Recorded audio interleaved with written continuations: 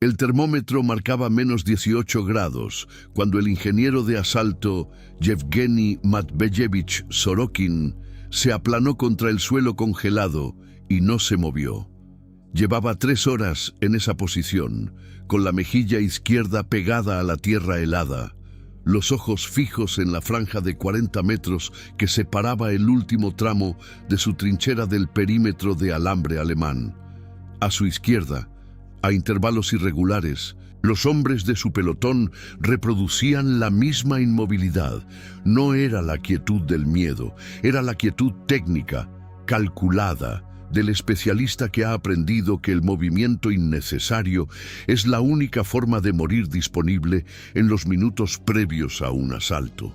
La luna estaba cubierta, el frío era casi perfecto, más allá del alambre, a unos 80 metros, los troneras del búnker de hormigón captaban destellos anaranjados cada 3 o 4 minutos, irregulares, la señal de un centinela fumando de espaldas a la apertura. Era la única luz en aquella oscuridad total. Era suficiente para calcular el ángulo. Sorokin era parte de la primera compañía del 3er Batallón de Ingenieros de Asalto, una de las unidades que el cuartel general del Mando Supremo, la Stavka, había decidido crear formalmente en la primavera del año 1943, después de que las ruinas de Stalingrado demostraran, con la contabilidad implacable de las bajas, que había una forma correcta de hacer la guerra en las ciudades y que la mayoría de los ejércitos del mundo todavía no la conocía. Los hombres que componían estas brigadas de ingenieros de asalto no eran soldados de infantería con herramientas adicionales. Eran una categoría aparte, un híbrido sin precedentes en la historia militar moderna, la respuesta operativa a un problema que las doctrinas de preguerra no habían previsto en ninguna academia militar del planeta.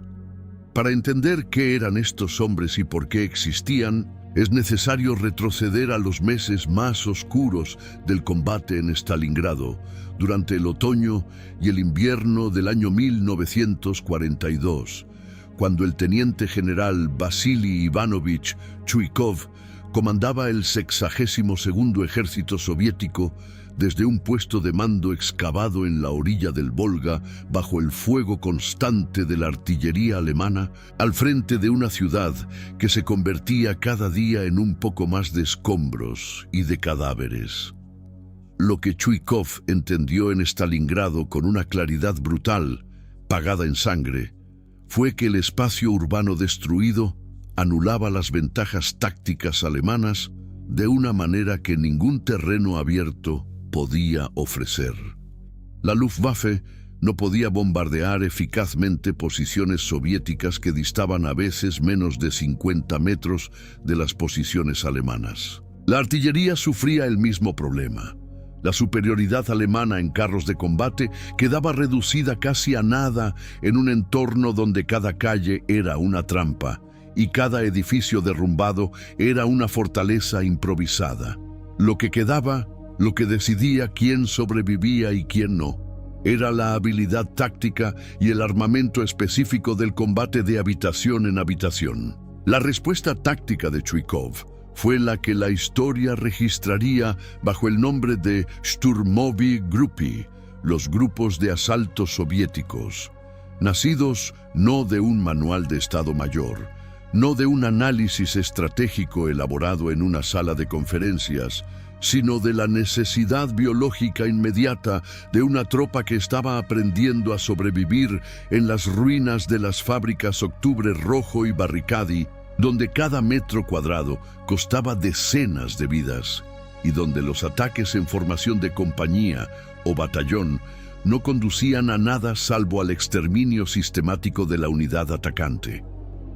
El propio Chuikov lo documentó en la orden del 26 de septiembre del año 1942, dirigida a todos los comandantes del 62º Ejército. Quedaba prohibido realizar operaciones de combate empleando unidades de nivel compañía o batallón.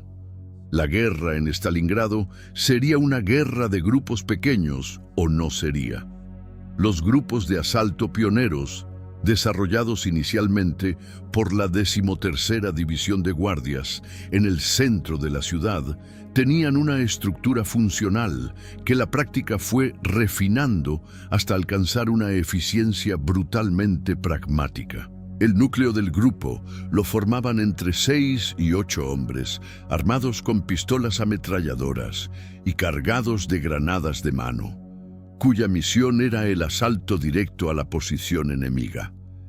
Este núcleo estaba apoyado por un equipo de refuerzo que incluía ametralladoras ligeras para proporcionar fuego de cobertura, y en ocasiones un elemento de aseguramiento que cubría los flancos y garantizaba la posición ya conquistada contra los inevitables contraataques alemanes. La táctica operacional era deceptivamente simple en su descripción y extraordinariamente exigente en su ejecución. Infiltrarse tan cerca del objetivo como la oscuridad o el humo lo permitieran, aprovechar los ángulos muertos de las troneras y las posiciones de fuego alemanas, hacer estallar granadas en ventanas y puertas para aturdir a los defensores y entrar antes de que esos defensores pudieran recuperarse. Lo que seguía en el interior era una forma de combate para la cual no existía entrenamiento formal, solo la velocidad, la violencia concentrada y los reflejos forjados en semanas de combate ininterrumpido entre escombros. La doctrina Chuikov, descrita así, parece sencilla. Su aplicación práctica transformó la naturaleza del combate en Stalingrado y forzó a la Wehrmacht a gastar recursos de manera completamente desproporcionada para avanzar a un ritmo que ninguna academia alemana habría considerado aceptable. Los alemanes tardaron semanas en conquistar fábricas que teóricamente deberían haber caído en días. El precio de esa tenacidad soviética fue colosal para ambos bandos. Pero la lección táctica, que el espacio urbano podía transformarse en un multiplicador de fuerza para el defensor si éste renunciaba a la formación y abrazaba el combate de pequeñas unidades, fue absorbida y sistematizada. Y fue esa sistematización, en el contexto de una guerra que estaba cambiando de dirección después de Stalingrado, la que condujo directamente a la decisión de la Stavka en la primavera del año 1943 de crear unidades permanentes, entrenadas específicamente para el tipo de combate que el Frente Oriental estaba generando con creciente frecuencia, el asalto a posiciones fuertemente fortificadas. La orden de la Stavka del 30 de mayo del año 1943 establecía la creación formal de las primeras 15 brigadas de ingenieros de asalto. No se trataba de unidades nuevas constituidas desde cero. La decisión estratégica fue conformarlas a partir de los batallones de ingenieros zapadores existentes que ya habían demostrado cohesión bajo el fuego y experiencia real en operaciones de combate. Esta elección no era arbitraria. Los ingenieros y zapadores de combate poseían algo que la infantería de línea no tenía en la misma medida: el conocimiento práctico de los materiales explosivos, la lectura táctica de los obstáculos del terreno, la familiaridad operacional con las demoliciones, las minas y las estructuras de hormigón. Cuando esa base técnica se combinaba con el tipo de armamento y los métodos de combate que las nuevas brigadas adoptarían, el resultado era una unidad que representaba una amenaza cualitativamente distinta para cualquier sistema defensivo que el adversario hubiera construido. La estructura orgánica de cada brigada estaba diseñada con una lógica que reflejaba exactamente la naturaleza de su misión. Una brigada completa sumaba aproximadamente 2.230 hombres, organizados en torno a 5 batallones de ingenieros de asalto como elemento central de combate, más una compañía de mando, una compañía motorizada de ingenieros de reconocimiento, una compañía de perros zapadores especializados en detección de minas y obstáculos, y el tren ligero de vadeo necesario para las operaciones en terrenos cruzados por cursos de agua. A finales del año 1943 se añadió un pelotón sanitario en cada brigada, una decisión que respondía a la experiencia de los primeros meses de combate, donde las bajas por falta de primeros auxilios en el campo habían resultado innecesariamente elevadas. Cada batallón de asalto estaba formado por 392 hombres, 29 oficiales, 61 suboficiales y 302 soldados rasos, articulados en 3 compañías de 114 hombres, cada una dividida en 3 pelotones de 33 efectivos. Era una estructura compacta, pensada para la máxima eficiencia en el interior de los espacios reducidos donde estas unidades combatirían. El equipamiento individual de un soldado de las brigadas de ingenieros de asalto merece una descripción detallada, porque en su especificidad técnica reside la explicación de por qué estas unidades podían hacer lo que hacían y cómo lo hacían. El elemento más visible, el más característico, el que hacía que estas tropas fueran reconocibles de inmediato en cualquier fotografía del frente oriental, era el peto de acero SN-42, el Stalnoy Nagrudnik, el pectoral de acero. No era un concepto nuevo. Los ejércitos habían usado corazas desde la antigüedad, pero en el contexto de la Segunda Guerra Mundial era una decisión táctica radicalmente heterodoxa, adoptada por un ejército que había llegado a la conclusión de que en determinados tipos de combate, a distancias de menos de 50 metros, la protección directa del torso compensaba con creces el peso adicional que imponía al portador. El SN-42 consistía en 2 planchas de acero prensado fabricadas con acero de grado 36 SGN, con un espesor de exactamente 2 milímetros, tolerancias de fabricación de entre 1,8 y 2,2 milímetros, y un peso conjunto de 3,3 a 3,5 kilogramos. Las 2 piezas protegían el torso anterior y la región inguinal, cubriendo una superficie total de aproximadamente 0,2 metros cuadrados. En términos de capacidades de protección, el diseño había sido concebido para una amenaza específica: el proyectil de 9 milímetros con núcleo de plomo, el cartucho estándar de las pistolas ametralladoras alemanas como la MP-38 y la MP-40, que era el arma más común en el combate de trincheras y habitaciones a menos de 100 metros. El peto detenía esos proyectiles a distancias de entre 100 y 150 metros. Frente a la bayoneta y a los fragmentos de metralla de granadas, el peto también ofrecía protección efectiva. Lo que no podía detener era el proyectil de fusil Mauser de 7,92 milímetros, salvo que el impacto se produjera en ángulo muy rasante. Frente al fuego de fusil directo a distancia media, el peto de acero era inútil, pero los soldados de las brigadas de asalto no operaban a esas distancias. Operaban en el rango donde el peto marcaba la diferencia entre morir y seguir avanzando. En el interior de los edificios, en los sótanos, en los pasadizos. Los testimonios de combatientes soviéticos que usaron el SN-42 son consistentes en su valoración dual. El peto generaba en su portador una confianza psicológica mensurable cuando combatía en zonas de contacto cerrado, y esa confianza se traducía en un comportamiento más agresivo y menos dubitativo durante el asalto. Al mismo tiempo, en el terreno abierto y en movimientos de infiltración prolongados que requerían reptación constante durante horas, el peso adicional y la incomodidad del metal frío contra el torso eran obstáculos reales. Hay registro de que en unidades desplegadas en zonas de combate en campo abierto, los petos circulaban hacia los depósitos de batallón y brigada en lugar de ir al cuerpo de los combatientes.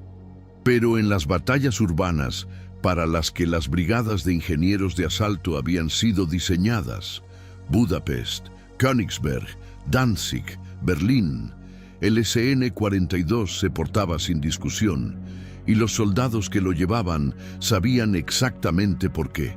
El arma principal del combatiente de asalto soviético era la pistola ametralladora PP-SHA-41, el pistolet Pulemiot Shpagina modelo 41, diseñada por el ingeniero Georgy Shpagin como respuesta a la exigencia de un arma de fabricación rápida, barata, fiable y devastadora en el combate a menos de 200 metros. Fabricada con stamped steel, con tolerancias de producción amplias, que permitían a cualquier taller metalúrgico secundario convertirse en proveedor del ejército, la PP-SHA-41 era la materialización industrial de la filosofía bélica soviética de la cantidad como factor estratégico. Más de 6 millones de unidades fabricadas durante la guerra. Un soldado podía aprender a desensamblarla, limpiarla y reensamblarla en condiciones de oscuridad total con menos de una semana de entrenamiento. En combate, disparaba el cartucho de 7,62 por 25 milímetros Tokarev a una cadencia de tiro de 900 disparos por minuto en modo automático, con una velocidad inicial del proyectil de aproximadamente 488 metros por segundo, y podía alimentarse tanto del tambor de 71 cartuchos, más pesado, más propenso a atascos si se cargaba con más de 65 cartuchos, como del cargador caja de 35 cartuchos, más fiable en condiciones de campo extremo. El alcance efectivo de la PP-SHA-41 era de 200 metros.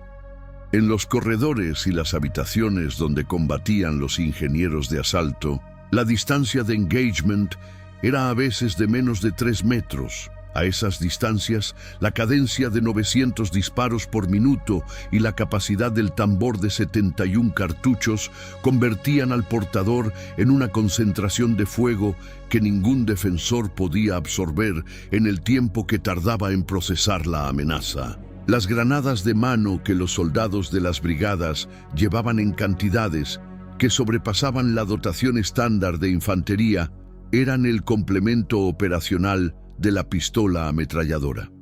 Las más comunes eran la granada RGD-33 de fragmentación, con cuerpo cilíndrico y mango, y la F1, la clásica granada de fragmentación esférica de fundición, cuya envolvente de hierro fundido producía una nube de fragmentos irregular pero devastadora en espacios cerrados. Para la destrucción de posiciones concretas reforzadas, el tipo de objetivo que más frecuentemente enfrentaban las brigadas de asalto en la red defensiva alemana, los zapadores improvisaban cargas explosivas concentradas aumentando el contenido detonante de las granadas estándar o uniendo varias de ellas. La lógica era simple. Un tabique de ladrillo o un forjado de madera absorbía los fragmentos de una granada individual, sin un daño estructural suficiente para crear el acceso que el grupo de asalto necesitaba. 2 o 3 granadas unidas y detonadas simultáneamente contra el mismo punto producían un efecto breaching que sí era operativamente útil. Esta adaptación surgió de la práctica de combate y fue incorporada a la instrucción formal de las brigadas. El hacha de zapador, la pecha en la jerga del frente, merece una mención específica porque su presencia en el inventario de combate de estas unidades dice algo preciso sobre la naturaleza de lo que les esperaba. En la oscuridad completa de un sótano alemán minado, con el espacio para un solo hombre, la pistola ametralladora podía convertirse en un estorbo si el combate se reducía a 2 cuerpos en contacto físico. Las hachas de zapador habían sido herramientas de ingeniería. En manos de los grupos de asalto eran algo más. Los documentos de instrucción de las brigadas de ingenieros de asalto incluían técnicas de combate cuerpo a cuerpo con herramienta de zapador.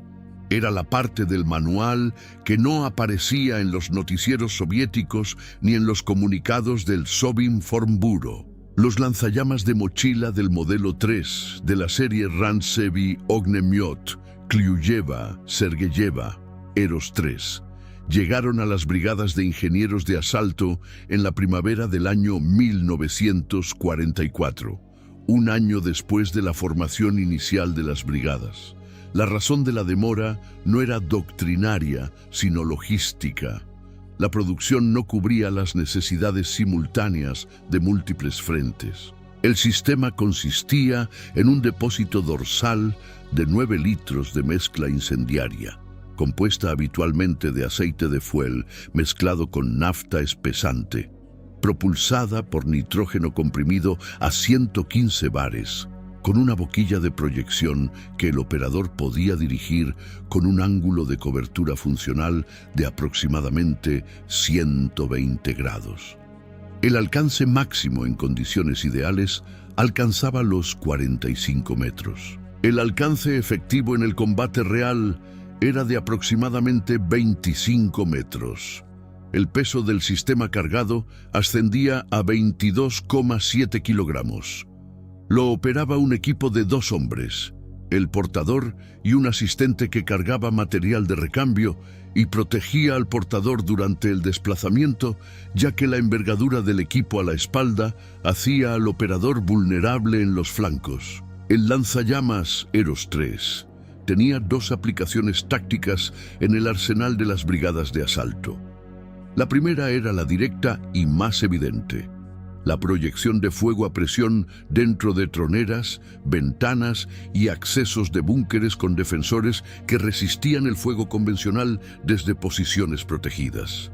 La segunda era operacionalmente más refinada: el fuego proyectado sobre la estructura de un edificio o de un compartimento de búnker no mataba necesariamente en el acto a sus ocupantes, pero los obligaba a moverse, a salir de la posición protegida, a exponer sus siluetas ante el fuego de cobertura de las ametralladoras ligeras y las pistolas ametralladoras que el resto del grupo de asalto mantenía sobre los ángulos de escape. Era la creación artificial de un dilema para el defensor: quemarse adentro o ser abatido afuera. En la batalla de Danzig, en marzo del año 1945, los zapadores de la primera brigada de ingenieros de asalto documentaron el uso de este procedimiento con una consistencia que sugiere instrucción sistemática más que improvisación individual. La metodología de asalto que las brigadas de ingenieros desarrollaron entre su formación en el año 1943 y su pleno despliegue operacional en las grandes ofensivas soviéticas de 1944 y 1945 tenía la estructura lógica de un proceso industrial de neutralización de objetivos. No era una carga heroica, era una secuencia de pasos técnicos cuya eficiencia dependía de la precisión de su ejecución. El primer paso era siempre la inteligencia del objetivo, el reconocimiento detallado de la posición a asaltar, la identificación de sus troneras y ángulos de fuego, el mapeo de sus puntos ciegos, la evaluación del sistema de obstáculos exteriores, alambre, campos de minas, trincheras de apoyo, posiciones secundarias. La compañía motorizada de reconocimiento de la brigada existía para este fin. Los hombres que la componían cruzaban la tierra de nadie en noches previas al asalto para tomar medidas, registrar sectores de fuego, identificar accesos. La tasa de bajas en el reconocimiento previo era alta. La alternativa, asaltar sin inteligencia del objetivo, era más cara aún. El segundo paso era el desplazamiento hasta la posición de asalto. Las brigadas operaban preferentemente de noche o bajo cortinas de humo artificial, generado por granadas y morteros de humo para reducir la visibilidad del defensor. El movimiento de infiltración requería que el grupo alcanzara el punto de asalto. Idealmente el ángulo muerto de la tronera principal del búnker, la zona donde el defensor no podía orientar su arma sin exponer parte de su cuerpo, sin ser detectado. En teoría, el detector de movimiento de un defensor alerta era casi infalible, a menos de 20 metros, si había luz o ruido. En la práctica, la tierra de nadie después de meses de combate estaba cubierta de escombros, cadáveres congelados, trincheras parcialmente derrumbadas y alambradas cortadas y retorcidas que ofrecían cobertura natural para el movimiento rastrero. Los soldados de las brigadas de asalto entrenaban esta fase específica con una intensidad que ninguna unidad de infantería convencional habría considerado necesaria. Se les enseñaba a moverse en línea recta por superficies irregulares a velocidades de avance de menos de 2 metros por minuto durante periodos prolongados, sin producir sonidos identificables, sin usar linternas ni señales de comunicación visibles, coordinados únicamente por toque y posición relativa entre los miembros del grupo. El tercer paso era la neutralización del obstáculo exterior. Los zapadores abrían el alambre con cortalambres, desactivaban o marcaban los campos de minas, frecuentemente usando sondas manuales a centímetros del suelo, una técnica que requería un control nervioso casi clínico, y preparaban el acceso para el grupo de asalto. El cuarto paso era el asalto propiamente dicho. El grupo explotaba el punto ciego alcanzado con el movimiento previo. Las granadas entraban primero, por ventanas, troneras, accesos de ventilación. 2 o 3 detonaciones en rápida sucesión, el tiempo de reacción del defensor reducido a 0 por el efecto de aturdimiento, y el grupo de asalto entraba antes de que ese tiempo transcurriera. Lo que seguía era el combate más brutal que el Frente Oriental generaba, y el Frente Oriental generaba el combate más brutal de la Segunda Guerra Mundial.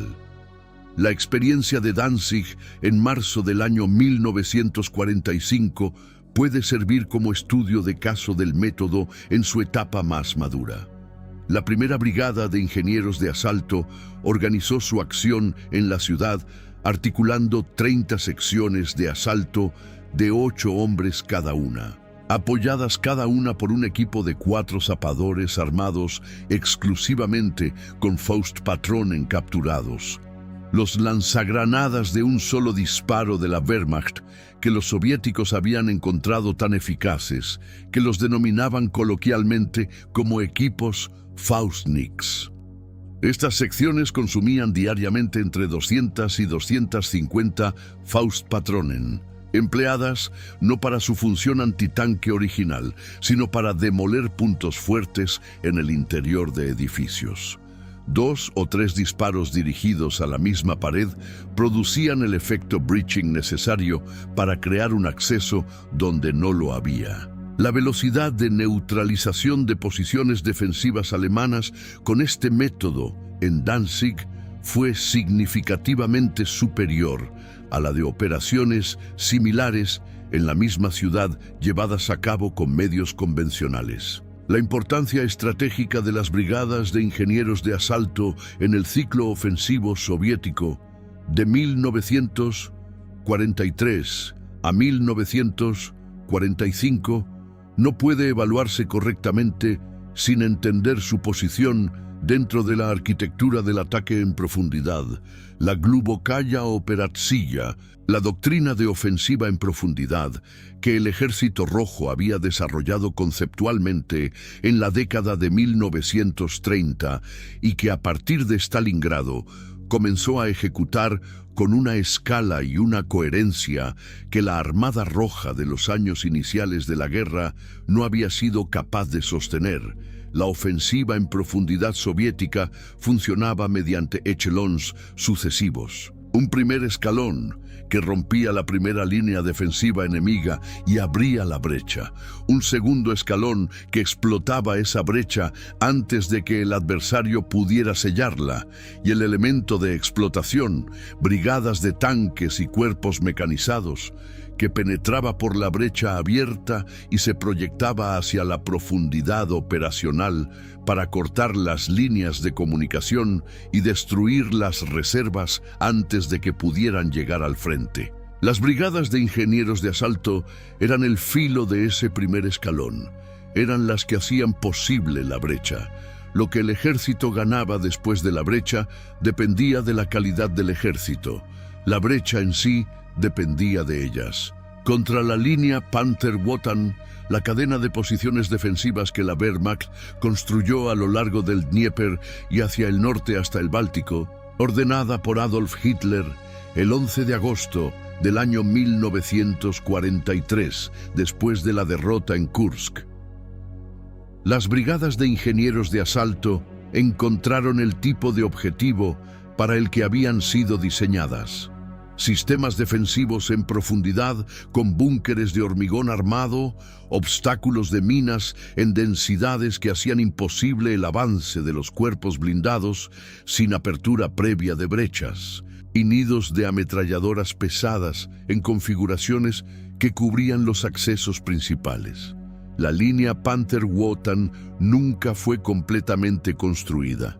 El repliegue alemán comenzó antes de que la construcción pudiera terminarse, pero las posiciones que sí se levantaron representaban el estado del arte de la ingeniería defensiva alemana en esa fase de la guerra. Trincheras con revestimiento, casamatas de hormigón con espesor suficiente para resistir el impacto de los cañones de campaña estándar, campos de minas anticarro y antipersona en profundidad, y la integración de obstáculos naturales como el propio Dnieper para multiplicar la profundidad defensiva.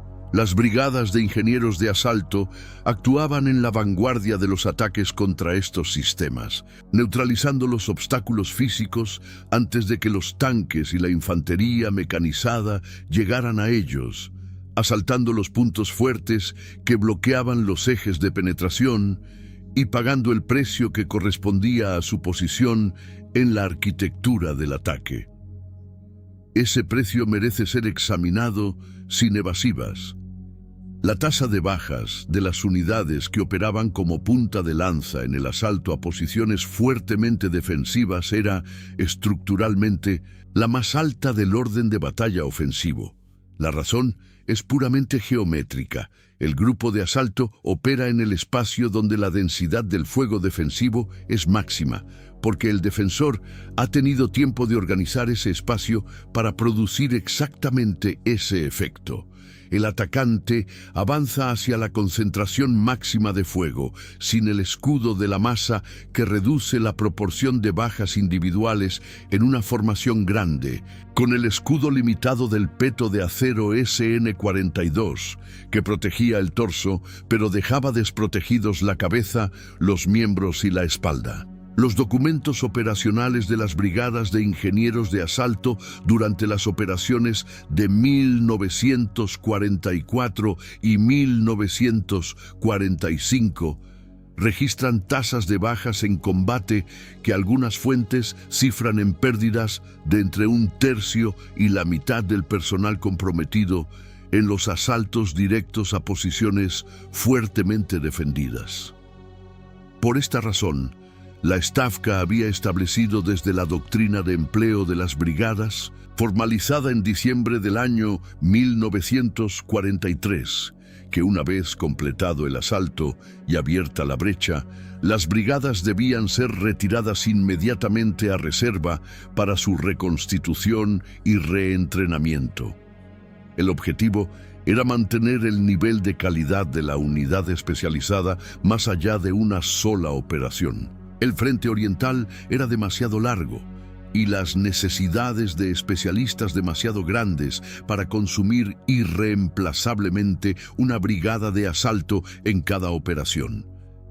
La reconstitución no era simplemente reemplazar los muertos con reclutas, era volver a seleccionar, volver a entrenar, volver a forjar el tipo específico de combatiente que la misión requería. El perfil de selección de las brigadas de ingenieros de asalto excluía a los hombres mayores de 40 años desde el inicio.